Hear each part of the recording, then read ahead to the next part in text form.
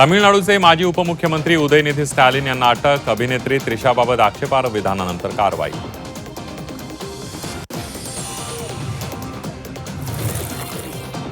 Padmashri doctor DY. Patil यांचं निधन. वयाच्या 90व्या वर्षी कोल्हापुरात घेतला अखेरचा श्वास.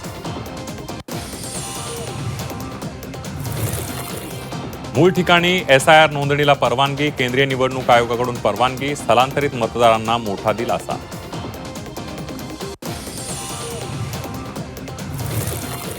शेतकऱ्यांसाठी आनंदाची बातमी. आजपासून बँक खात्यात कर्जमाफीचे पैसे जमा होणार. 16,94,000 शेतकऱ्यांच्या खात्यावर पैसे येणार.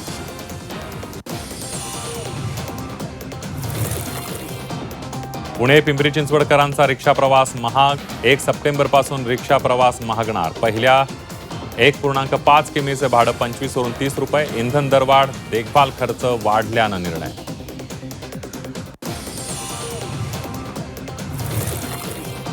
उल्हासनगर मनपा मुख्यालयास धोकादायक स्थितीत. इमारतीच्या अनेक भागांना मोठमोठे तडे. मुख्यालयात येणाऱ्या नागरिकांचा कर्मचाऱ्यांच्या सुरक्षेचा प्रश्न गंभीर.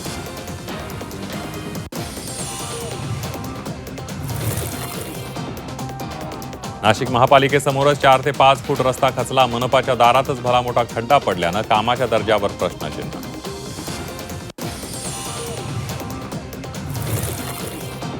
नाशिक शहरातील खड्ड्यांकडे महापालिकेचं दुर्लक्ष. विद्यार्थ्यांनीच रस्त्यावर उतरत बुजवले खड्डे. मुलांच्या कामाचं सर्व स्तरातून कौतुक.